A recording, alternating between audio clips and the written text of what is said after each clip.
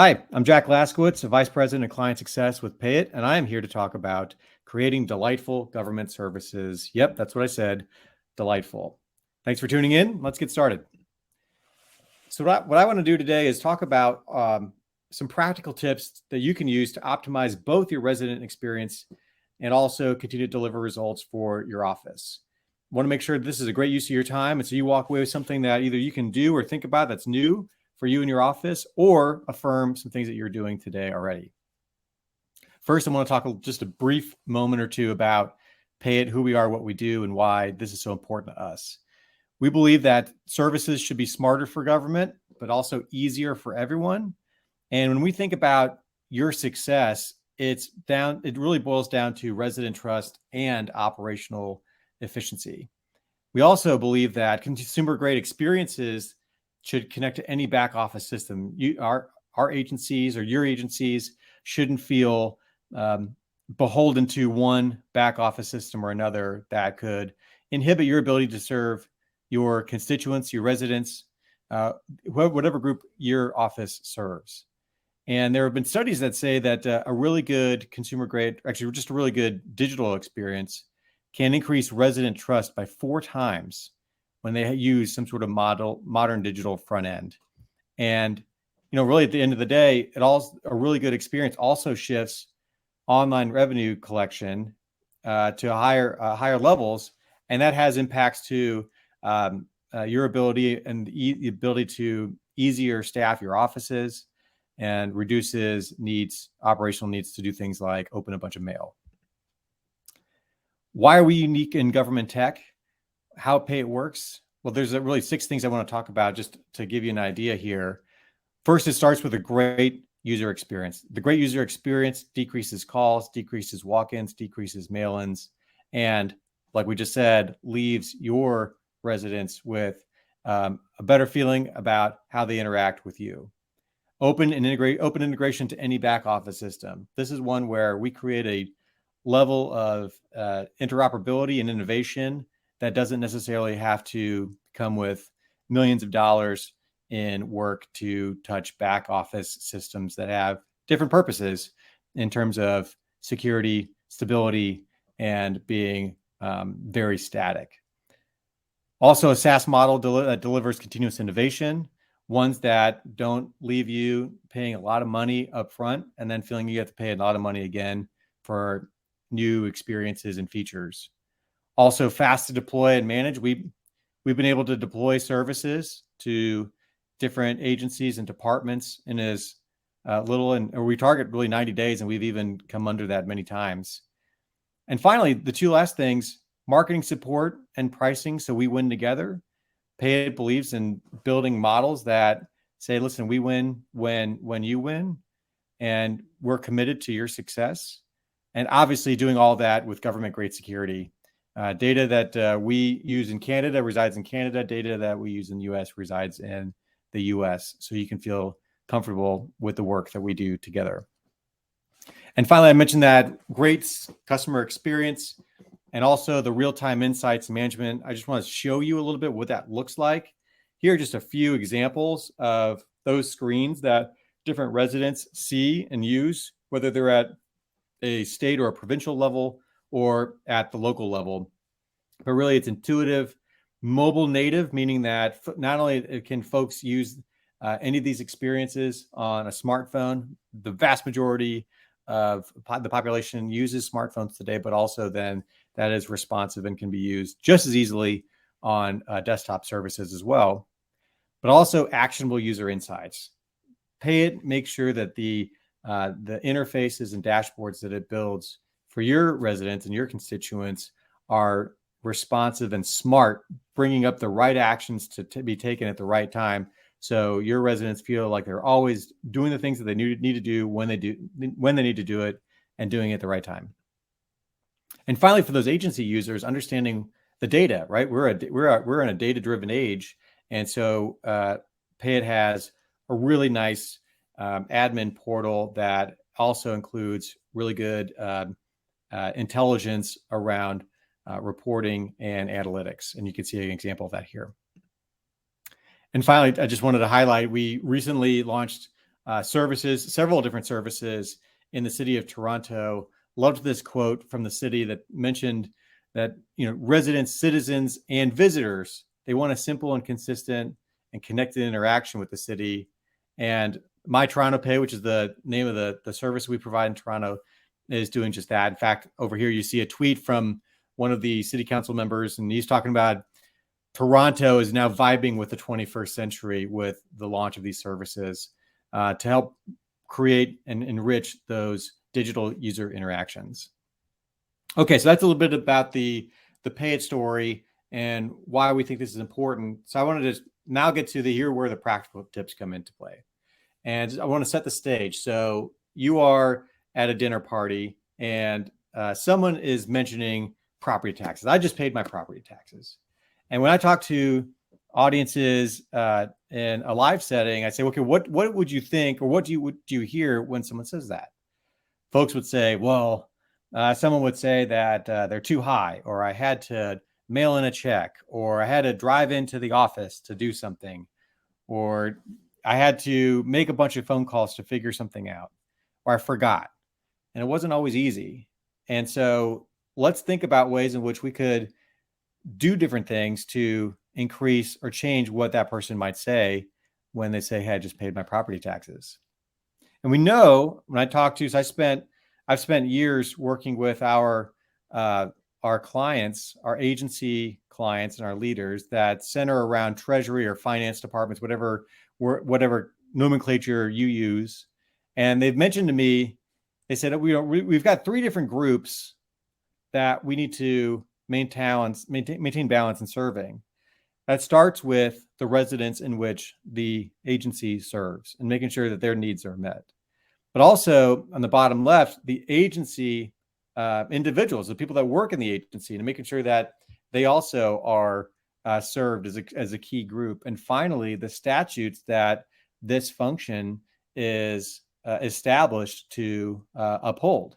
And so maintaining balance in those is really important. And the sad reality that we heard, especially with clients and agencies that are turning to PayIt, is to say, you know what, at the end of the day, there's a lot of push and shove that in terms of prioritizing items, and sometimes the resident experience can get lost or can feel like it's coming up third place in this balance.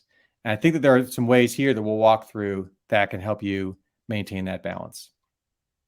When I was talking to a lot of these leaders putting together this content, I said, what has worked for you in terms of creating a delightful service for your residents? And in the numerous conversations that I had, that really we saw three themes, starting with simplicity, then connection, and finally evolution. We're going to get into all three of these things right now. The first item here is, what is a simple experience? And I want you to just take a moment and think about your own experiences at your agency or your department. If you were to test your experience, how simple do you feel like it is? If you thought, hey, if I'm a new resident into this community and I have to do something, do I know where to go? Do I know what to do? And so one of the pieces of advice that I got from a city treasurer, for example, is he said, you really need to test your own experience and use the resources around you for help, because a lot of us can be experts in the things that we see just about every day, but use those resources that may not always know that. So for example, he used a local college with a marketing class to say, hey, I want you to come in and I want you to pretend that you are a certain persona. I just moved here, or I just had a major life event, and so life is different for me now. And go through different scenarios and test it out and just give me feedback on what you could do. And he said it could be uncomfortable to hear some of that, but it was so insightful to understand how folks were interacting with that particular agency and in that particular area. He actually found that they did a study just even on their website, and they found that 80% of the people that were coming to their website were there to either find a bill or pay a bill. And so that's when they said, gosh, not only just making a payment is important, but an experience to get someone to making that payment is so critical. So here are some things that we learned. One, nudges work. What that means is, I don't know about you, but sometimes I'll get a piece of mail that says I've got to pay something. I'm looking at my property tax bill right now, and it says this is due in a month's time. Great. Where are you going to put it? And are you going to remember that that piece of paper is there? We all know life happens. And so it's really hard to always stay attuned to that, but it's always helpful to get those little nudges to say, hey, do you remember that thing you got to go pay? Oh yeah, let me go get that done. And so finding ways to do that with your constituency isn't a hindrance, but it's actually a service. Making the user experience, the UX, intuitive also gets you there. The harder it is, then people get frustrated and throw their hands up. That means that experience is not intuitive. Making sure that I'm thinking about, is the information where I need it to be, when I need it to be there. If that's happening, great, that's intuitive. If it's not, that's a good point to see if you can make the experience better. Putting personal information where the user needs it. What that means is, if I've given information to a particular system, can that system remember it so that when I come back, it says, oh yeah, here, is this the address you're still talking about? Yeah, it is. Great. Click, click. I'm all done. And finally, what we believe is our agencies should not feel like they need to reinvent the wheel with custom development. There are SaaS solutions, like we mentioned, PayIt provides here, that has done this for numerous other agencies and can bring that expertise to you and also learn from you what works and what may not work in your particular community.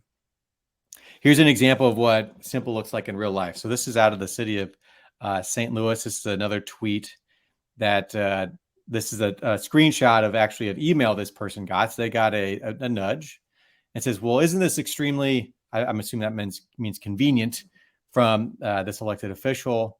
You get an email, you click a button, and you pay your property tax bill in a second. I don't think I could write a commercial better than what this individual said. But you know what? This was Twitter. And so, gosh, what kind of responses were people going to give to this individual? I felt pretty good to see these folks responding. And they're like, yeah, I used it in Kansas City, and it was great. I logged in, and my receipts from where I lived before are there too, because of that common platform. The cross-city compatibility is a nice little bonus. How's this? It's legit good software, makes life easier, good vendor choice. And then someone else responded that says, like, you know, government sometimes makes it hard for people to give the money it's owed. This elected official understood that and worked to make it easier.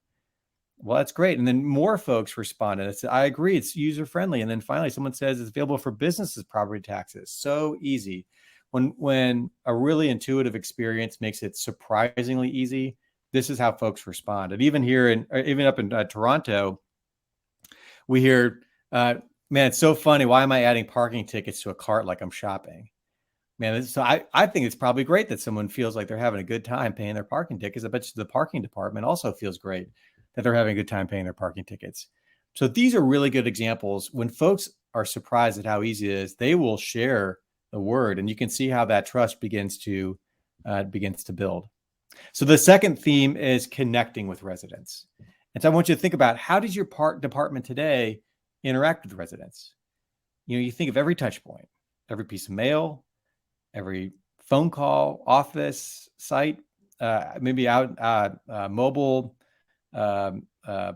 interactions out at the state carnival or some other interaction, maybe at the library. You know, think about that, and you think about having a list of services and instructions to these services that can be accessed. You know, think about what that means, and are you clearly communicating? And then think about the difference. Do you feel like your department is simply online, or are you digital? And I'll dig into that here in a minute. What we've learned is, first, on every touch point, guide them in a sense of, like, what do you want them to do? You know, I think what I've seen sometimes in doing our research, certain agencies can say, here are the 8 different options you can do. You can go to this location, you can go to this bank, you can maybe go to this library, you can mail. oh, by the way, you can go online. That's an example of saying, well, yeah, we're online. People have the option to pay. But are you digital in the sense of you are committed to allowing users to digitally interact, and you're telling them, you're guiding them that that is the preferred method of interacting with you. The second part is put your resident hat on. Think about how your residents want to engage with you. I would expect you wouldn't be surprised. You probably agree today that, do you want to call Amazon, for example? I don't even know if you can. So do your residents want to call or mail things into you? They probably don't. And I mentioned already before, being online doesn't mean being 100% digital, because the underbanked or folks that may not have the digital literacy may not have access. But if you really think about being 100% digital and finding ways to reach those individuals, more folks have smartphones than they do desktops. So are you creating methods and ways in which you can interact with the vast majority of your population? And finally, the last way I think is you think about your identity, the sovereign identity, to make it simple for residents. What that means is think about ways in which residents clearly and confidently know how to interact with you. And when they can do that, and they can do that with a lot of confidence, that removes friction, because they are not proceeding with caution, but they have every bit of confidence that the way in which they are interacting with you is one way you've guided them, you've recommended to them, and you've brought them to an intuitive interface. So those are some things think about connecting with your residents. Here are just a few more practical ways to connect. So think about one, making digital the preferred channel. So if you want folks to pay online, for example, and your list of options and in which ways people can pay, the first one should be like, we want you to pay on this digital service. And folks will typically go down that list. They will read that list as your priority list. Emails work, especially when they're used well. We're not talking about newsletters. Clear emails that are simple, with easy to use calls and easy to understand calls to action. Those things are really important when you send out emails to your residents. And I'd say that's something that PayIt does a really good job at. Not only do you have things like high open rates, you've got really high click-through rates, meaning people are seeing these saying, oh gosh, that's the nudge I needed. Let me click through this and finish paying that thing that I need to pay. A lot of departments and agencies still send out paper bills, for example. Make it count. What are you putting on that paper bill to drive the right behavior? Is it a wall of text? Do you have a QR code, for example, that says, scan this to go right to making a payment for this thing that you owe? And finally, when we talk about connecting and remembering and showing the information where it's needed, think about repeat visits. So the first visit, at least in our experience, the first visit's good to get set up and get everything set up to pay a particular item. The second and beyond visit are the things that cement the relationship. What I mean by that is, at least in our platform, if you, let's say, register a particular property to pay a property tax, and you log in the next time to pay that property tax, how easy is it when it says, hey, you still live here? Yeah. Do you still want to use the bank account or the credit card you have on file? Yeah. 2 clicks and you're done, and you get back to life. That was what that tweet was all about. That says, I was able to pay in a second. That person got an email. They probably didn't even see the paper bill yet, and they were able to click that and be done. So the last theme of evolution is the one I want to round out with. And this quote I thought was really useful from another elected official. And they said, listen, if I do a great job, I get reelected. However, my voter base's expectations continue to change. And so this is the second ask. How have you seen expectations change in the last 2 to 3 years? It'd be shocking if they hadn't changed from your community. And when you think, and like usually when we're talking about these things in person, what I hear from a lot of treasurers or a lot of revenue related officials, they say, folks absolutely want to do way more things online than they ever have before. Folks expect things to be smart and intuitive versus fill out the same form that you've had to fill out the last 10 years, for example. And now I want you to think about what really gets in the way of meeting those expectations. Is it inertia? Is it just, hey, this is how we've done things, and so we just don't want to change our process? A lot of times it's what it is. Sometimes there are statutes or limitations, but most times in our experience, it's typically been just fighting that inertia to have somebody, a champion, stand up and say, gosh, this could be a lot better. And so some things that we've learned is in terms of going about to evolve and affect these changes, I want you to think about separating systems of record from the user experience front end. What I mean by that is quite often, historically, the status quo has been, gosh, this one system will be your end-to-end, top to bottom, big silo. You get the whole thing. One throat to choke is probably what they told you. But what happens is that's great, possibly right when you implement it. But then the world changes and you're kind of stuck and you have to wait to get on a roadmap to do something, or you have to pay a large amount for another statement of work to get work done. Well, if you separate those things into a front end, preferably a SaaS, software as a service based front end, then that allows you to move much faster and be much more nimble to the changing experience, changing needs of your community in order to continue to serve them. That's why we believe in this second bullet here: launch, learn, iterate. That's all about launching services, meaningful services that are at scale to drive users to create their own gov wallets, if you will, but then be constantly learning and understanding what are the ways that we can do to tweak this. Are we saying the right things in the right order, or should the order change? And let's continue to iterate and deliver continuously improved services to your residents. That doesn't necessarily happen easily when the front end system is really got a spaghetti ties into a back end system. And so the last bullet here is that the right SaaS partner delivers those continuous improvements to the product. And I would recommend ask about how a particular SaaS vendor or partner does that. How do they do it today? And just the plug I'll make, there's another resource on PayIt.gov.com that is a buyer's guide that I would invite you to go download and take a look at, because it gives you even more guidance in terms of how to look for and evaluate different vendors in this space. So that's it. Simplicity, connection, evolution. Think about the ways in which you can make your experiences for your constituents and your residents more simple. Think about ways in which you can connect with those individuals, and so they don't feel like they're introducing themselves to you every cycle. And finally, we know the world will continue to change. Find ways in which you can position your department or your agency to evolve along with those changing needs in terms of serving your communities. So that's it. Wanted to be brief and wanted to make sure that you felt like you walked away with a couple things to think about, or maybe a couple things that affirm what you're doing. Would love to continue to talk to anyone who is interested in seeing more about what PayIt does, how we do it, why we do it. We'd be happy to talk to you or happy to connect you with other clients that are working with PayIt today and how their experience has been. Thanks a lot for tuning in.